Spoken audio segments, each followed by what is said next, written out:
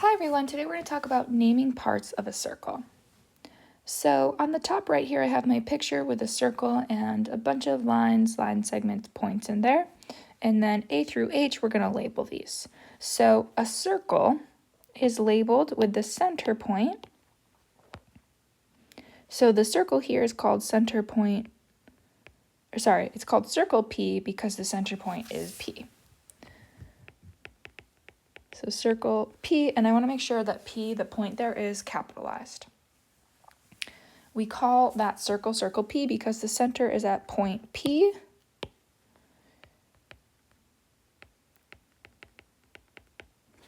So the circle is, I'm just going back up to here, named off of the center.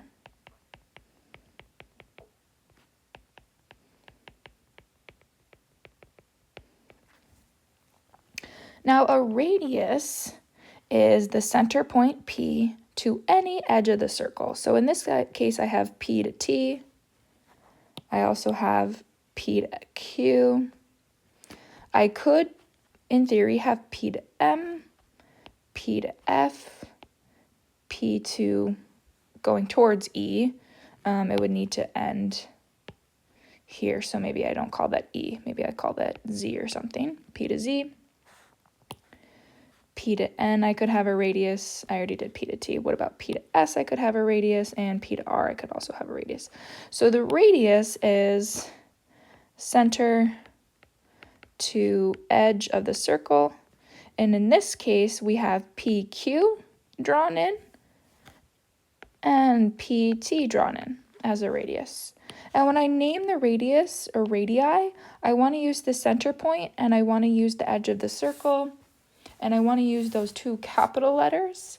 And I also want to put a line segment above those capital letters to indicate the fact that the radius is a line segment. It has a clear start point and end point, the center and the edge of the circle. It can't go outside of the circle. It can't go close to the center without touching it.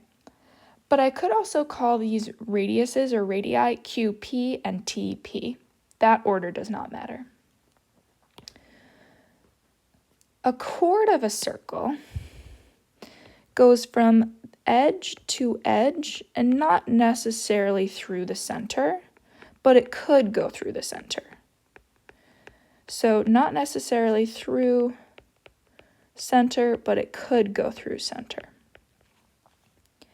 So here I have a chord R to S, Q to T.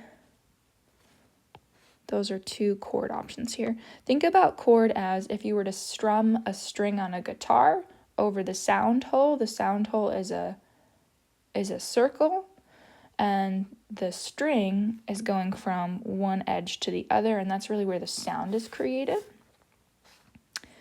So chord here, I'm going to move this stuff up slightly. Oopsies.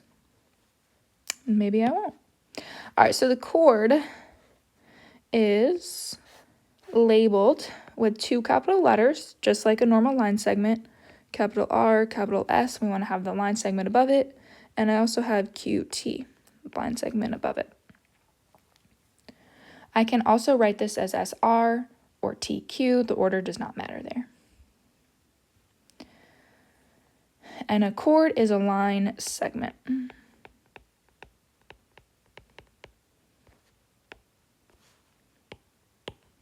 A secant is a line that kind of works just like a chord, but it's a line. So in this case, the secant is MN because M and N are on the edge of the circle, but the line itself goes outside of the circle. So the secant here is MN, and that is a line. It goes through the entirety of the circle and continues on in both directions like a line does. Diameter I'm going to write in light blue again because a diameter is a specific kind of chord that goes through the center.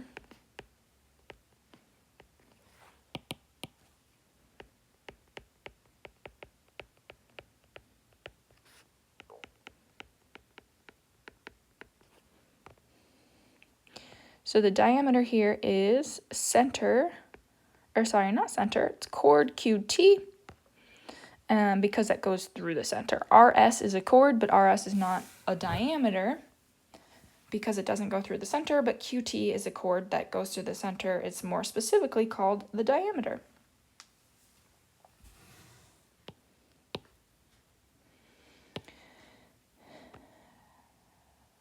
Then the last two here, a tangent and a point of tangency. So a tangent is, in this case, line FE, and I want to have two capital letters and a line symbol above to indicate that this is indeed a line, two capital letters, a line above. The point of tangency, oh my goodness, is at point F here.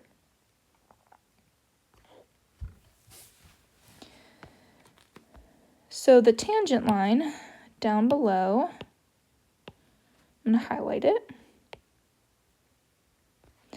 That's special because a tangent line is always perpendicular to a radius. So if I were to draw a radius from P to F, at the point of tangency, there's always a right angle.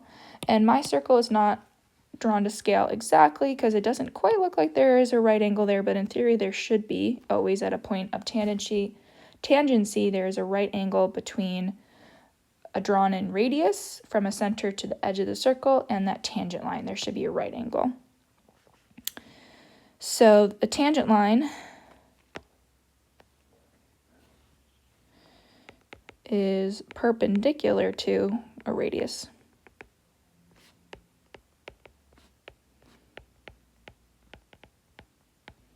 And the point of tangency is where the right angle is.